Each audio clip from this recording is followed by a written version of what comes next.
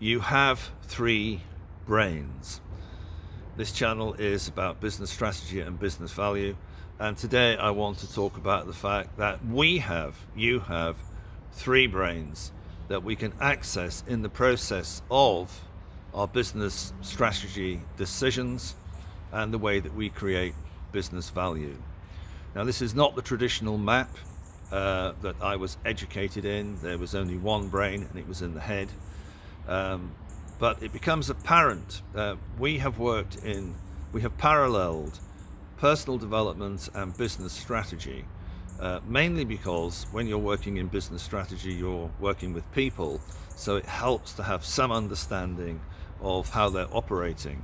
And what becomes very clear is that there is information is being communicated from a system in the body, not from one location in the head. So when you're working with somebody, you can see that information is being communicated from a system, and this led us to sort of do our own research and development. Now, I'm not a medic. I work in business strategy, communication, that sort of thing, but we wanted to explore what would happen with concepts that maybe some consider to be myths. For example, the intelligence of the heart, for example, the intelligence of the gut. So we ran some workshops, research and development workshops of our own at the Falmouth Hotel, the year 2011 and 2012, which we called Neurobody.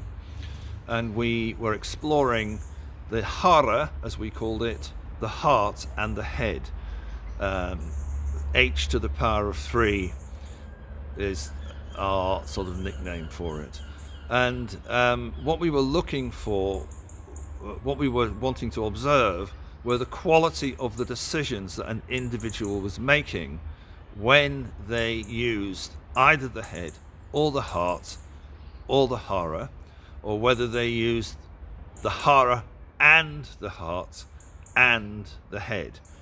And it becomes obvious that the creativity and the quality of the solutions that the individuals would come up with were richer when they used the Hara and the heart and the head.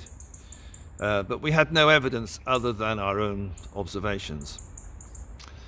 However, there is evidence. So in 1991, a person called Dr. Armour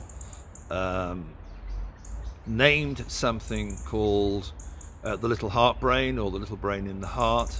He observed that there was a cardiac brain. It had neurons and pathways in very much the same way that the brain in our head has. In 1998, Dr. Michael Gershon, wrote a book called The Second Brain, which observed that the gut, or the gastrointestinal system, operated as an independent and interdependent brain. It has neurons and it has pathways.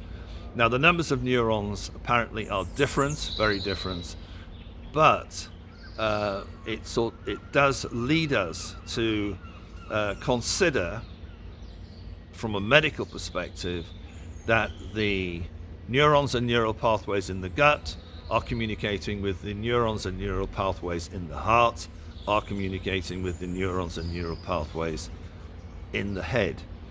And they're linked, from my knowledge, by the vagus nerve, which runs from the head to the gut via the heart, and also the spine, and the chemicals and the hormones that communicate within the body. So there is a body of knowledge in the Western medical neuroscience tradition that didn't exist before, which indicates clearly there are three brains. And our observational practice is that the quality of decision making by individuals is richer when they use the Hara, the heart and the head in combination. So that's the tip. Really, when you're looking at a decision, there are at least three brains to consider. The brain in the Hara, or the gut as it's called medically, the heart, and the head. Thank you.